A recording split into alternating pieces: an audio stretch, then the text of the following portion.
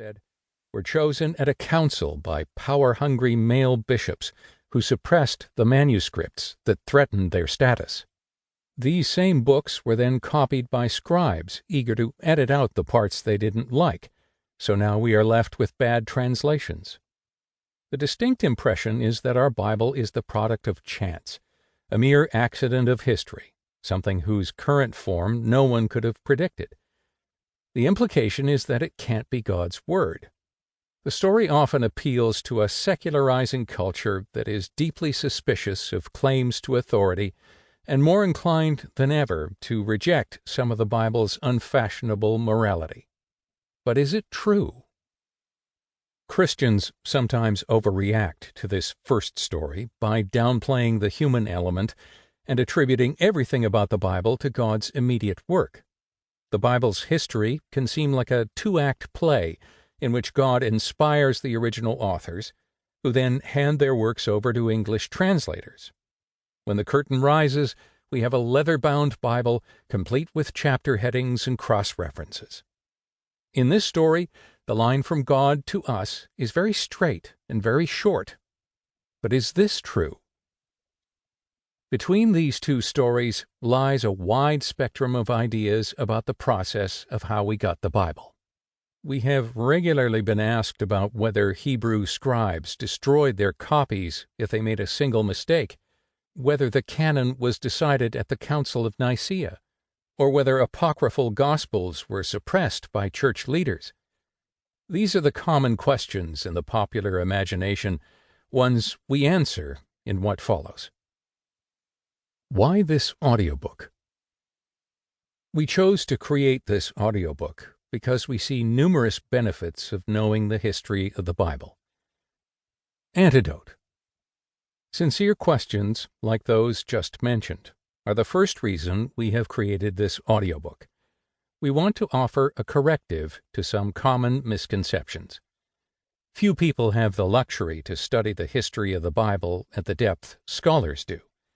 We hope this audiobook is a service to those who want to know more. We also hope it serves as an inoculation against unhealthy skepticism.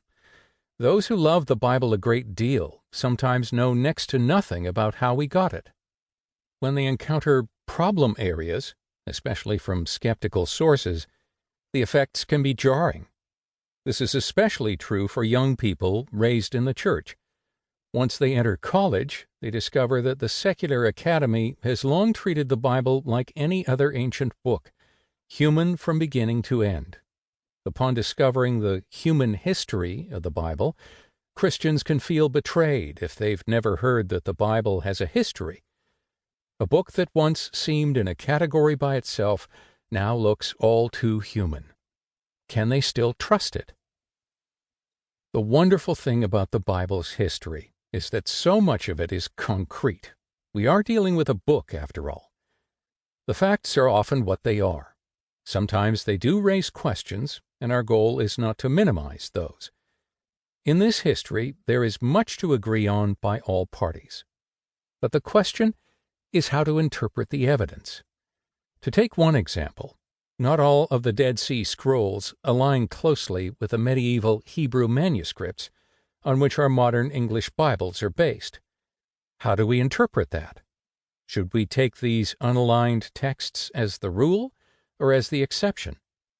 In the case of the canon, do debates about certain books in the early church give us less confidence in the result or more? We are convinced that a fair interpretation of the evidence does not challenge the authority of the Bible. In many cases, it supports it. The difference is often not the evidence itself so much as how we explain it. Our goal is to offer a Protestant explanation that is honest with the evidence and shows why we think the Bible's history supports its authority.